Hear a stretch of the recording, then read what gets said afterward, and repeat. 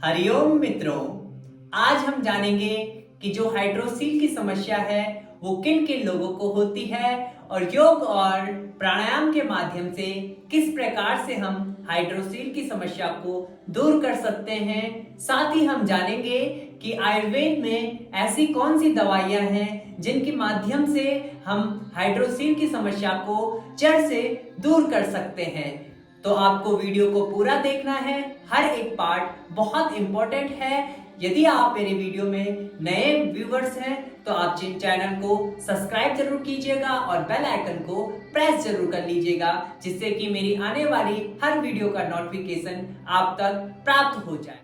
Hydrocele पुरुषों में होने वाली एक बीमारी है। इससे जो हमारे टेस्टिकल्स होते हैं, जिसे हम हिंदी में कहते हैं अंडकोश, वह सूज जाते हैं और अंडकोश के सूजने से उनका साइज बढ़ जाता है। अंडकोश के साइज को बढ़ जाने से उस पर बहुत ज्यादा दर्द होने लगता है, जिससे कि पुरुष चलने फिरने में, उठने बैठने में काफी परेशानियों का सामना करना पड़ता है। साथ ही साथ अंडकोश के अंदर जो हमारे टेस्टिकल्स होते हैं उनके अंदर पानी भी भर सकता है और पानी के भर जाने पर उस पर काफी दर्द होने लगता है। नवजात शिशु में यह समस्या अत्यधिक मात्रा में पाई जाती है।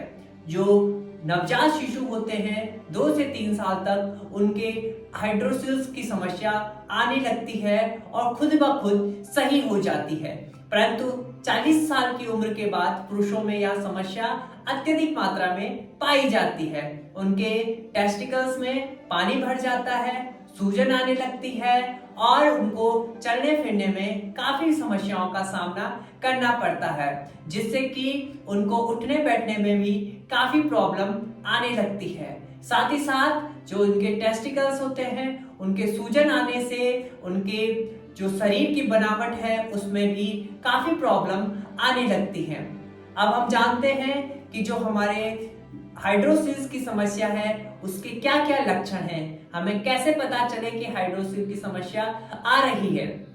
तो हमारा शरीर में हमारा जी मचलाने लगता है, हमारा किसी भी कार्य पर मन नहीं लगता, दस्त की समस्या आ जाती है, उल्टी होने लगती है, हमारे शरीर के वीकनेस आने लगती है, हमारा किसी भी कार्य में मन नहीं लगता है, शरीर को अपने स्थिति में आने में प्रॉब्लम होती है, वीकनेस आने लगती है, वजन घटने लगता है और शीघ्र पतन, या हम कह सकते हैं कि जो हमारा लिंग है वो अपनी सही अवस्था में नहीं हो पाता। ये सारे लक्षण हो जाते हैं जिससे कि हमें पता चलता है कि हाइड्रोसील की समस्या आ रही है। अब हम जानेंगे कि ऐसे कौन से कारण हैं जिनसे कि हाइड्रोसील की समस्या पैदा होती है। तो सबसे पहले आपको जो आपके टेस्टिकल्स हैं उस पर पानी का भर जाने के कारण हाइड्रोसील की समस्या उत्पन्न होती है, अर्थात जो अंडकोश है उस पर पानी भर जाता है, जिससे कि उन पर सूजन आ जाता है और उससे हाइड्रोसील की समस्या उत्पन्न हो जाती है। दूसरा कारण है कि खड़े होकर पानी पीना। यदि हम खड़े होकर पानी पीते हैं तो हाइड्रोसील की समस्या आ जाती है। तीसरा कारण है कि यदि हम कोई एक्सरसाइज कर रहे हैं, जिम कर रहे हैं, तो वहां पर हम बिना लंगोट के जिम या एक्सरसाइज कर रहे हैं तो हाइड्रोसील की समस्या आ जाती है। अगला कारण है कि हमें भारी वजन यदि हमने उठा दिया है तो उसके कारण भी हाइड्रोसील की समस्या आ जाती है। यदि आपको खान पान जो आपका है वो सही नहीं है, उसके कारण भी हाइड्रोसील की समस्या आ जाती है। पेशाब का रुक रुक के आने के कारण भी हाइड्रोसील की समस्या आ जाती है। पेशाब को काफी देर तक रोक कर रखना, जो आपका यूरिन है उसे आपको काफी देर तक यदि आप रोक के रखते हैं कई दिनों तक, तो आपको हाइड्रोसील की समस्या उत्पन्न हो सकती है। साथ ही साथ यहाँ एक जेनेटिक प्रॉब्लम भी है, जेनेटिक भी यह प्रॉब्लम हो सकती है। तो ये कुछ लक्षण और कुछ कारण हमने जाने कि किस प्रकार से हाइड्रोसील की समस्या को दूर किया जाता है। अब हम आएंगे योग अभ्यास की ओर, तो अपनी मैट को बिछा दीजिए और आ जाइए मेरे साथ योग करने के लिए। पहला अभ्यास है गौमुख आसन। आपको मेरे साथ इस स्थिति में बैठना है, सुखासन में। अब आपको यहां से सबसे पहले दोनों पांव को सीधा खोल दीजिए। राइट लेग को लेफ्ट लेग के ऊपर से इस प्रकार से घुमाइए और बाएं पांव को नीचे से इस प्रकार से टर्न करते हुए दोनों नीज को एक सीट पर होना चाहिए।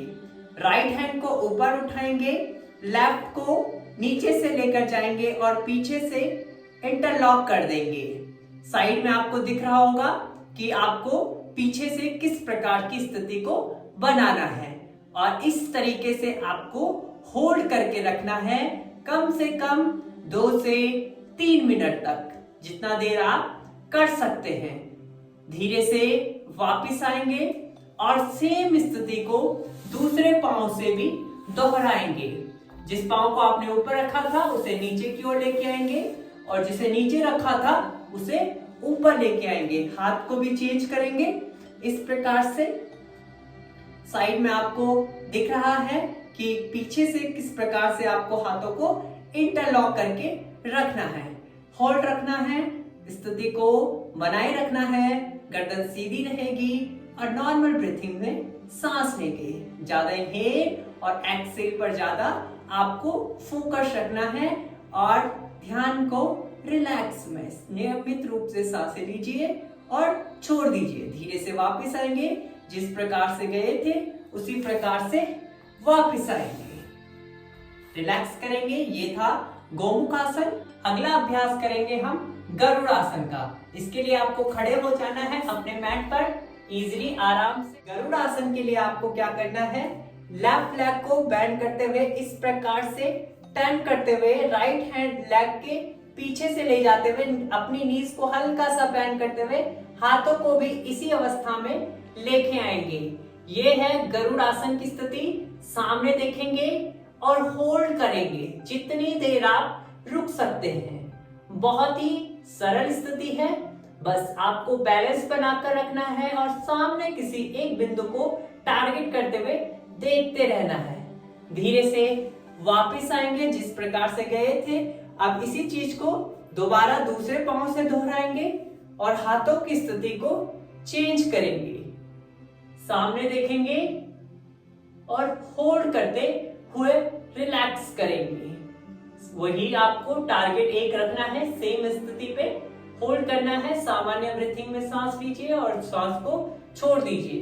धीरे से वापस आएंगे और रिलैक्स करेंगे। लंबा गहरा सांस लेंगे और लंबा ही गहरा प्रश्वास करेंगे।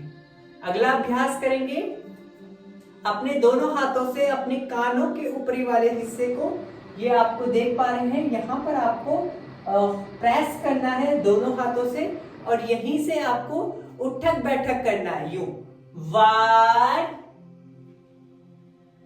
2 प्रेस करेगा, ऊपर उठाएगा, प्रेस कीजिएगा, ऊपर उठाएगा। कंटिन्यू 3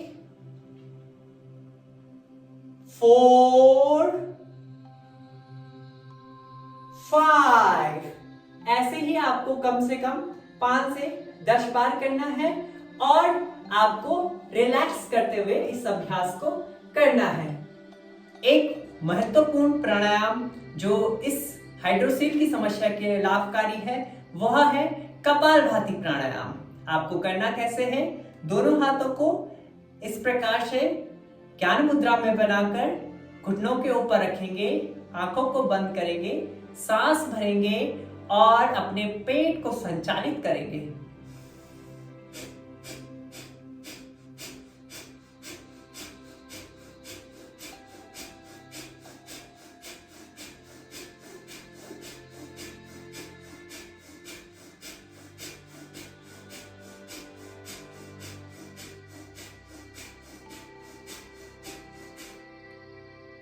इस प्रकार से आपको कपालभाति प्राणायाम करना है। यहाँ बिगनर लेवल था, इसीलिए बिगनर लेवल का कपालभाति आपको बताया है, क्योंकि आप लोग सीख रहे हैं तो आपको अभी बिगनर से स्टार्ट करना है। और यदि आपको पहले से आता है तो मैंने इसका एक प्रॉपर वीडियो बनाई हुई है जिसका लिंक मैं डिस्क्रिप्शन में डाल दूंगा। आपको वहां से उस वीडियो को देखना है। प्रॉपर तरीके से पहले पूरी वीडियो देखिएगा और फिर अच्छे से कपालभाति प्राणायाम को कीजिएगा।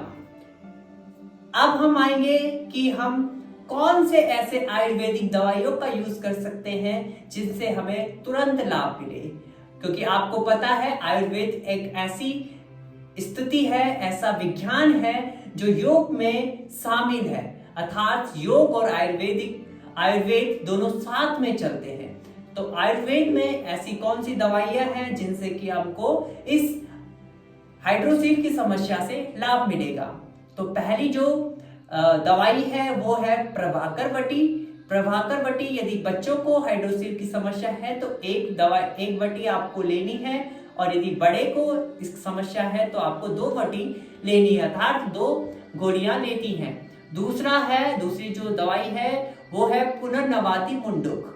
इसको आपको भी, यदि छोटे को यह समस्या है, नवजात शिशु को समस्या है, तो 1 गोली आप दे सकते हैं या आधा गोली दे सकते हैं, और यदि किसी बड़े को यह समस्या हो रही है तो 2 गोली आप उसे रोजाना दे सकते हैं। ये 2 दवाइयां यदि आप नियमित रूप से खाते हैं तो हाइड्रोसील की समस्या दूर हो जाएगी, और आपका जो हाइड्रोसील या अंडकोश में जो प्रॉब्लम आ रही है, जो सूजन आ रही है, वो दूर हो जाएगी।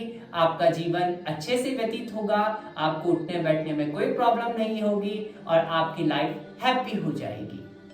उम्मीद करता हूं कि यह वीडियो आपके लिए बहुत लाभकारी रही होगी, और यदि आपको लिए यह लाभकारी वीडियो रही है तो आप इसको जरूर शेयर कीजिएगा, सेव कीजिएगा, और कमेंट करके हमें जरूर बताइएगा कि आपको इससे कितना लाभ मिला है।